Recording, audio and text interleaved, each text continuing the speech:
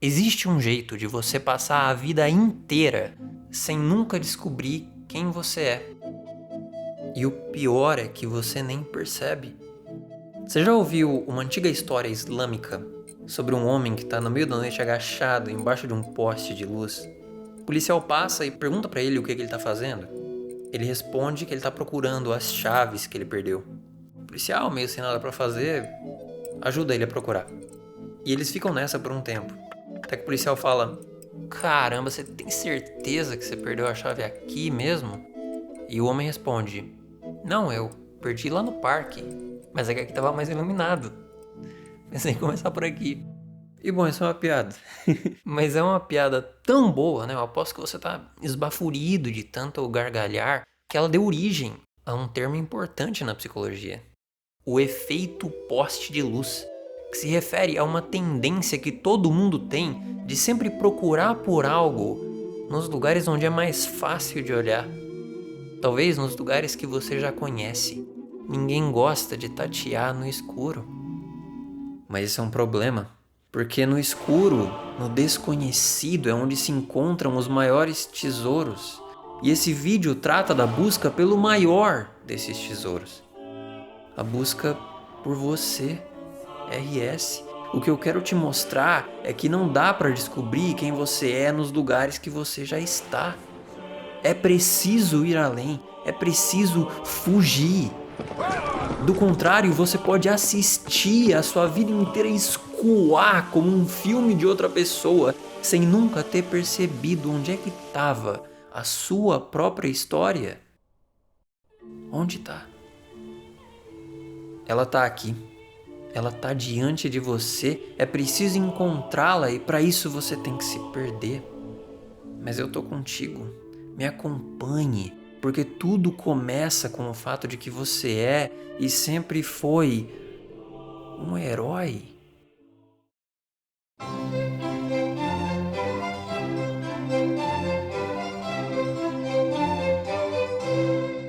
Se o negócio é encontrar a sua história, faz sentido a gente começar falando um pouco sobre histórias. Para que serve? É de comer?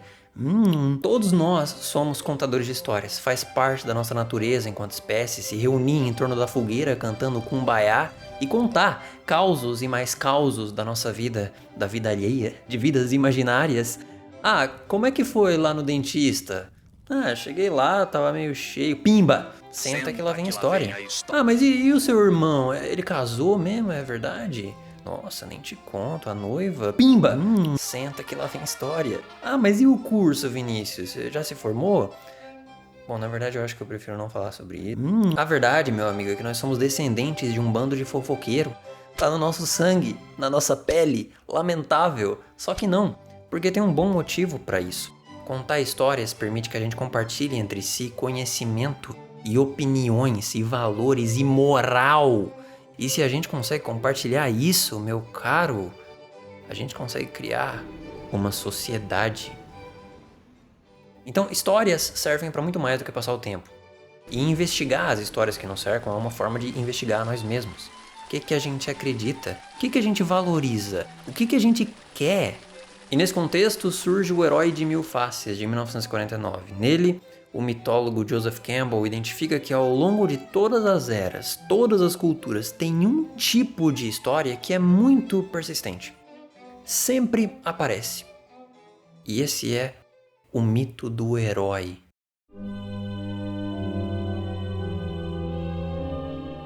A figura do herói, aquele que enfrenta o desconhecido, supera inimigos, adquire poderes e traz consigo a salvação mediante o próprio sacrifício, parece que está enraizada dentro da nossa mente. Independente do lugar, da época, da religião, a ideia do herói sempre volta. E para o Campbell, isso tem um motivo.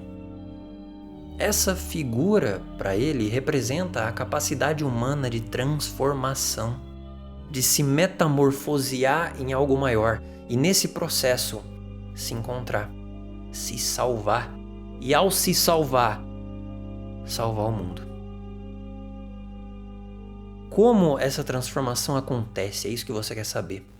Como encontrar o herói dentro de você? E bom, é uma longa história. Vamos focar no primeiro passo.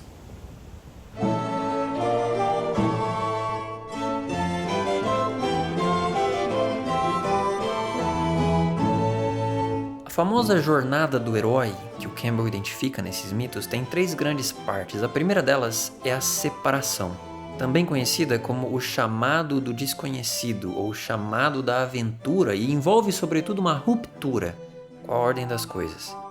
Em outras palavras, a vida vira de cabeça para baixo, alguma coisa muda drasticamente e o herói é colocado numa nova situação.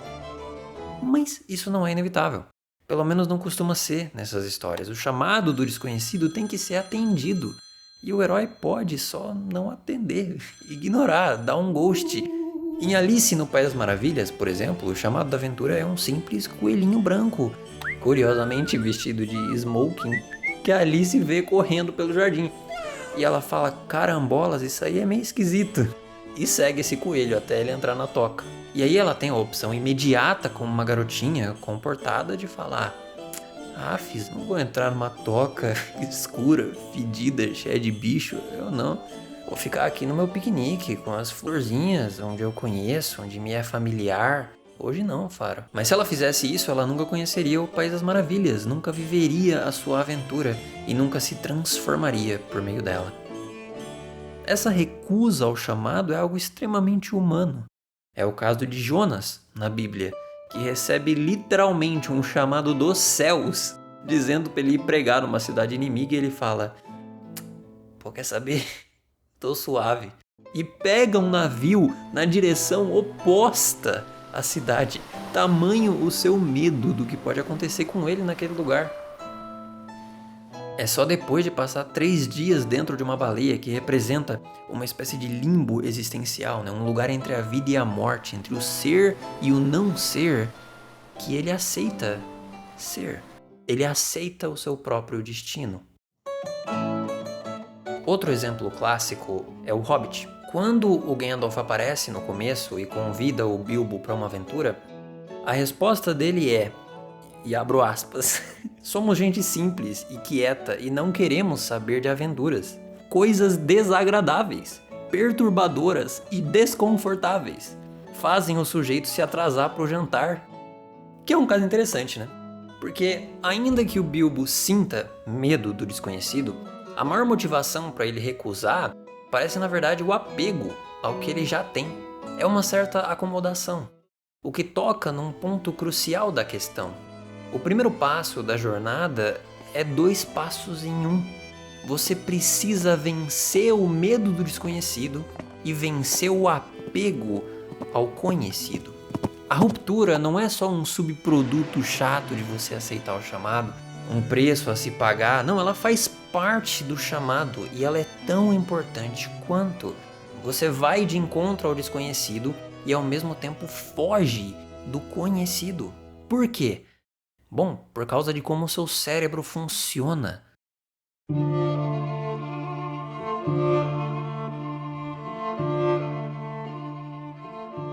Existem 2 coisas no seu cérebro que tornam qualquer tipo de transformação bem mais difícil do que talvez deveria. A primeira é que o seu cérebro funciona de forma associativa. A primeira lei da neuroplasticidade é neurônios que se ativam ao mesmo tempo se conectam. Quando você ouve muito uma música, as redes neurais que se ativam durante acabam se conectando com outras redes que também estão ativas. E por isso, se você volta a ouvir essa música anos depois e reativa essas redes, você reinvoca sentimentos e lembranças daquela época. A segunda é que o cérebro é completamente obcecado por poupar energia. Ele é tipo o Julius da energia psíquica. Ele já gasta, em média, 20% de todas as calorias que você ingere e ele não quer passar disso de jeito nenhum. O problema é que o córtex pré-frontal, que está ligado à atividade consciente, né, você conscientemente pensando e agindo, gasta muita energia. Mas, nossa. Então, para o cérebro, quanto menos tempo você passar em atividade consciente e mais tempo no piloto automático, melhor. E para isso, ele é especialista em criar pilotos automáticos.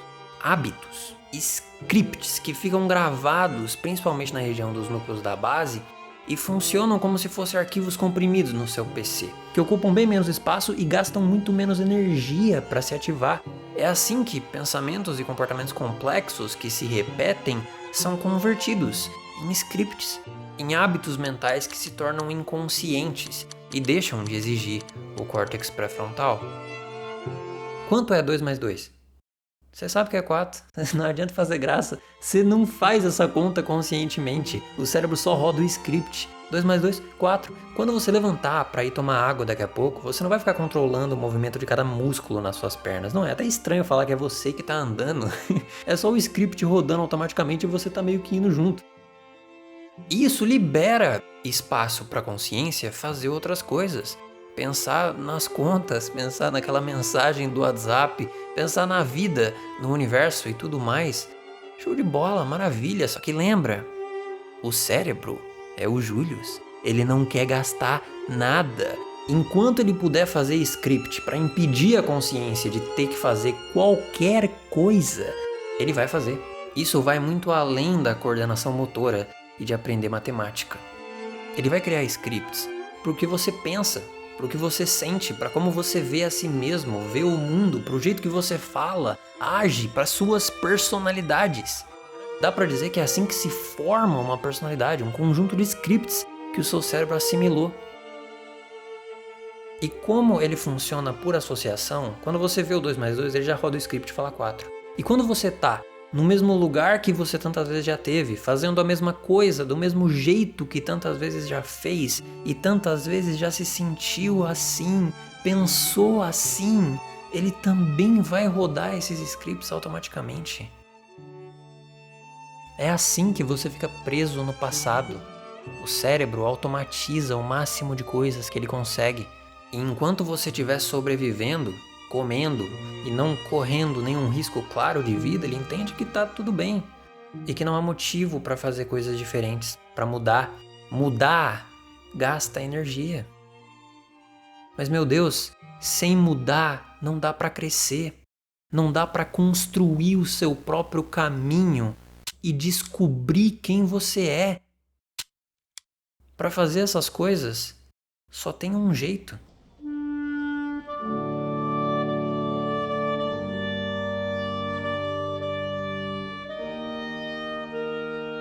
Tem uma passagem que aparece mais de uma vez nos textos budistas que eu acho muito poderosa.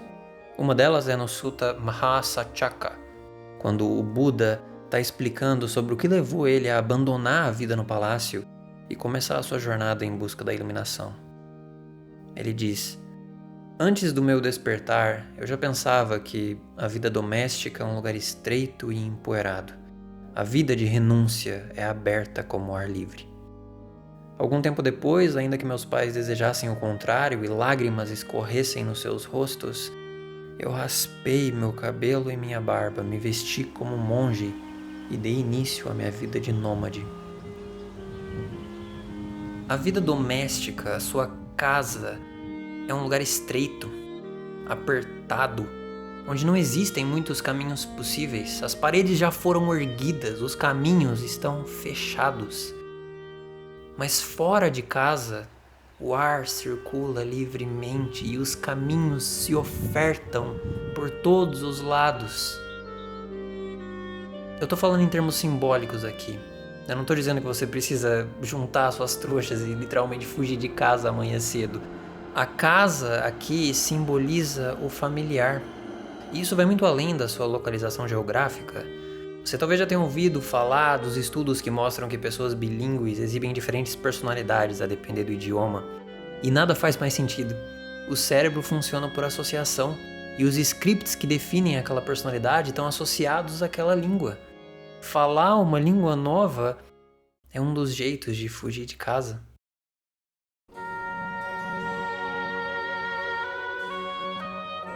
Vestir roupas diferentes das que você costuma usar, mudar o seu cabelo, redecorar os lugares que você fica, fazer outra coisa no seu tempo livre, falar com outras pessoas, mudar de rota na hora de ir para casa, mudar alguma coisa.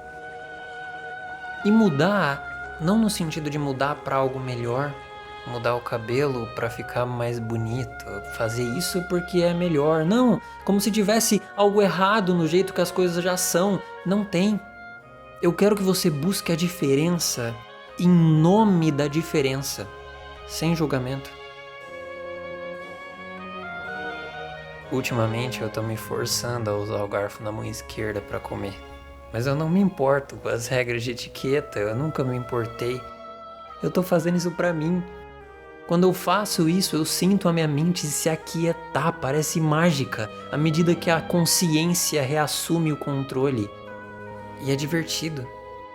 É um desafio que exige que eu me torne algo novo, enquanto meu cérebro grita no fundo para eu usar a mão direita, para eu voltar para o familiar, mas eu não volto, eu fujo.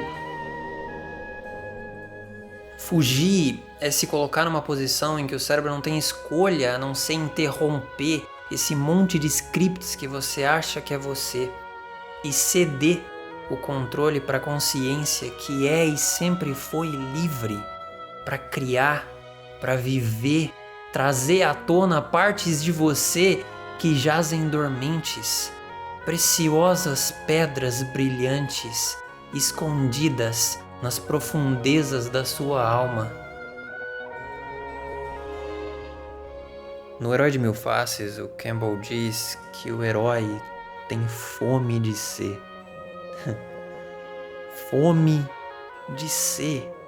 E por isso, cedo ou tarde, ele sempre vai responder ao chamado.